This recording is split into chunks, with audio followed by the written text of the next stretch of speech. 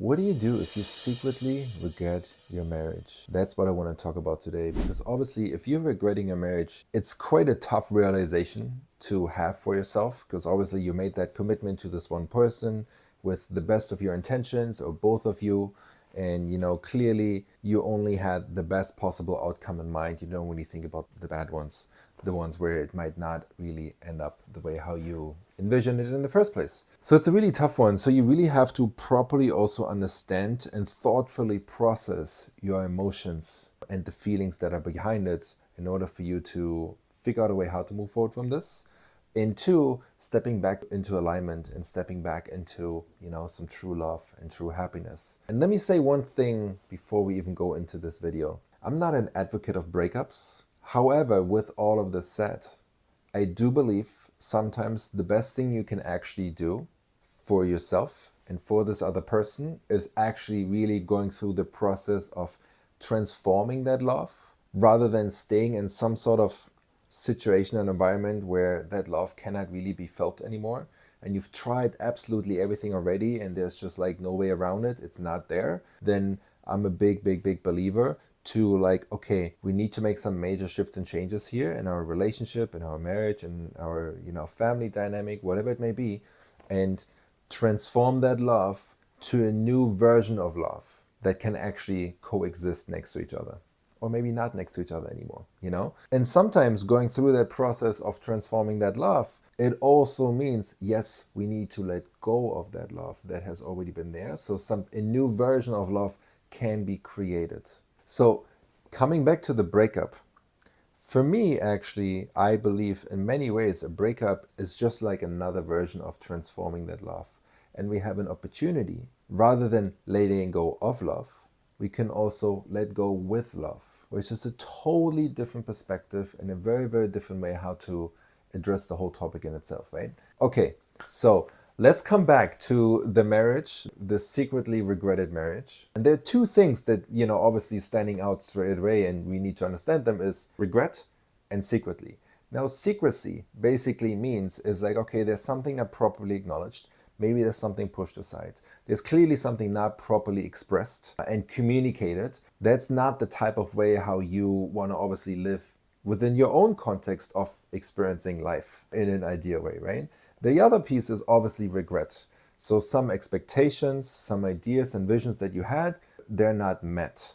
Maybe they were at some point in life, but then as time goes by, maybe that's just not the case anymore. And if you've already tried to bring it back into alignment, to reignite that love, to understand this other person better, to really like be a companion in the best way possible, and through that try to reignite that spark, and none of it really helps, then obviously that secret regret, or these secret regrets I should say, they're just going to become more and more and more. So that's the first point. We need to understand the actual regrets that are behind this, and the secrecy and what maybe hasn't been expressed and what hasn't really been properly even processed within your own system. The second point is to embrace your own time and your own space and embrace your own power, really. Because age is, in many ways, it's just a number.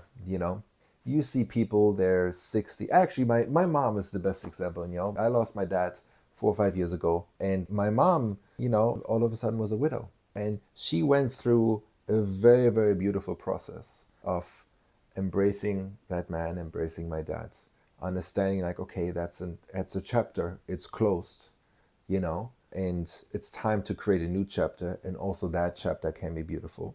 And then over time, and it took, a few years, now she's in the most loving, beautiful, amazing relationship again.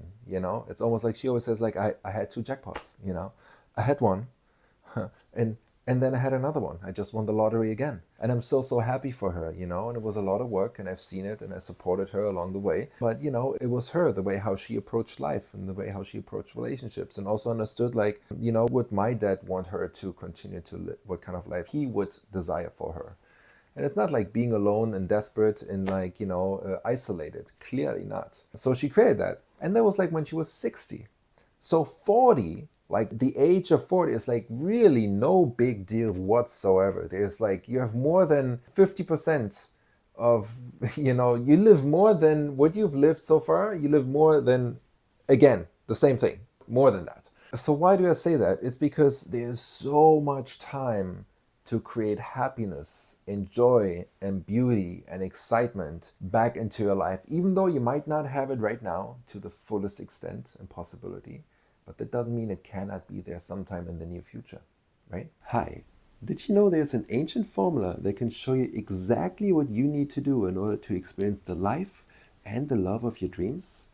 I'm going to share a little secret with you because I teach this formula to all of my private clients, and the results that they have achieved just from these insights alone is absolutely incredible. And I call it the love alignment equation. And for a very short time, I'm inviting you to participate in a free 50-minute love alignment call with me or a member of my heart-to-heart team. All you have to do is click the link in the description, and if there's a booking link with available times, then you still have a chance to reserve your spot. So act fast before I decide to close this offer again. And I want to give you an example, which is basically step number 3, is we need to start to face the unknown. Because clearly there's a huge unknown. Let's say that marriage, everything has been tried, everything has been said, everything has been explored, and we don't really go anywhere. Then that transition into a potential breakup or space from each other or divorce or whatever it may be for the two of you, that maybe becomes more and more evident. But there's a huge unknown. What's gonna happen, And I want to give you a case study. I worked with a client of mine. I don't want to go too much into detail, but she lives in the UK. She's from Asian background. She's an actor. And she was part of an arranged marriage because that's just what they did back in the days. And over these 13 years of marriage, and then we started working together, what came out is like she was in a very unhealthy, quite abusive, really, I don't want to use the word toxic because it's such a mainstream word nowadays, just like a very unhealthy relationship, right? She always wanted to have kids. She always, there was such an important piece of her. She wanted to create family. Now she's at the end of her 30s. And then through the process of her stepping back into her power and knowing what she actually desires and craves for and what kind of life she wants to live forward for the next 40, 50, 60 years, she realized there was just so much misalignment in her current marriage, in her current arranged marriage, And everything has, she says, I tried everything on top of it too, we tried to communicate. I got shut down, I got isolated. There were so many things in this marriage, in this partnership that were just entirely wrong, for her at least, From my perspective, yeah, for sure too, but that's her journey and her assessment, obviously. And then ultimately it came to a divorce. So now, and I helped her at the end of the day, I ended up working with her through that whole journey of finding herself again, going through the emotions of sadness and grief and disappointment and anger towards him, towards having wasted so much time, towards herself. I mean, there's so much to unpack, right? And now she's in a position she's happier than ever, Plus, she's a beautiful single woman who just turned 40. And she's in a position now to eventually find her dream partner, someone who treats her well, someone who respects her, someone who really wants to create a beautiful life with her. And since she's not too old just yet, she's also still in the realm of possibilities to create a family with that man. Before, that would have never happened. So some of the most essential, crucial things that she decided for herself, to be a mother, to have a family, to raise a child, all of these things would have never happened if she would have stayed in that arranged marriage. So now she's in a position, there's still this huge unknown, there's still a lot of things that she doesn't know, and she needs to find herself and really get to that internal core strength and confidence and clarity. At least she stepped out, she stepped into the big unknown, because one of the biggest issues that many are facing why they never would leave such situation, I mean, sometimes it may be for religious reasons, but more often than not, it's because of the familiarity.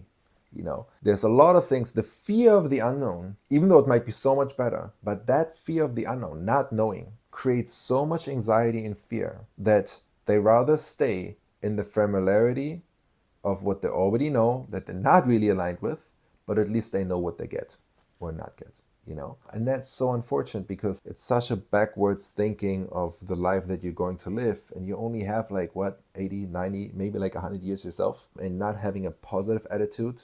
And like, yes, going through the turmoil and the shifts and changes and, you know, the ups and downs and ebbs and flows of life is like, I mean, that's part of it. It will happen either way. So do I want to take my chances on something where I kind of already explored everything and I know where it's going to end up for the next 40, 50 years? And I'm not happy with this right now. So why would I get any more happy in the future? Or am I willing to go through a new journey? And the power of the new beginnings is so tremendously amazing, especially if you really start to embrace it and you start to see these future possibilities that all of a sudden exist for you. Because as long as you're in that marriage, regardless of the age, as long as you're in this unhealthy dynamic, then all of these possibilities just literally do not exist for you. But because you're not in that anymore, now all of a sudden they do exist for you.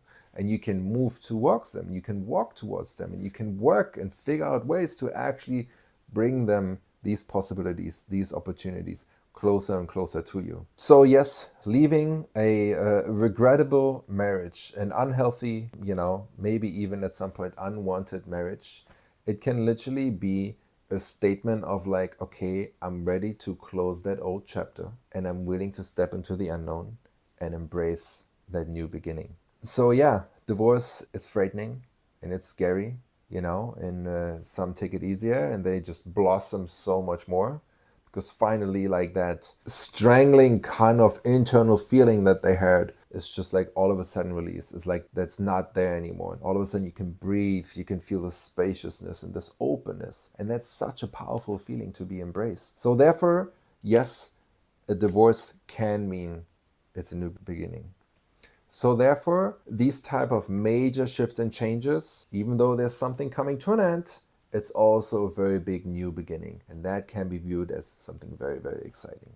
And that brings me to the fifth point, which is to embrace change. You know, like we as humans, we're very adaptable in many ways, you know, and we have to. That's just life, right? But when it comes to some essential, crucial life decisions, for some reason, we don't really embrace change as much as I think it would be good for us. The mindset of embracing change and adapting to these new situations and circumstances in your life is something so powerful and so essential that it literally can transform your life so tremendously. And most people, unfortunately, they're just stuck in this repetitive cycle to stay in the same, the familiarity, even though it's not a familiarity that actually suits them. It's not a familiarity that actually makes them happy, makes them feel fulfilled, makes them satisfied, makes them looking forward to wake up in the morning or come home after work.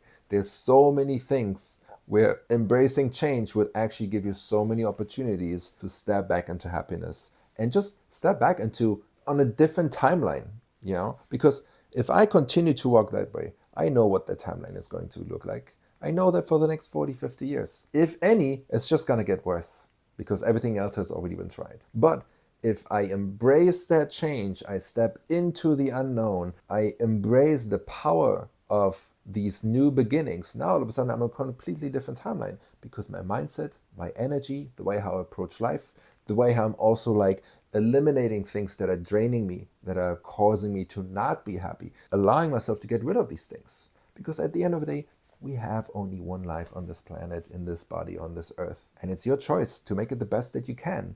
And sometimes we just have to accept, okay, this was a chapter. There are many, many lessons and learnings in this. There's a lot of beauty that has been there, but now there's just no beauty. And we tried, we really tried, you know. Then it's good not let go of love, but to let go with love and embrace a new chapter.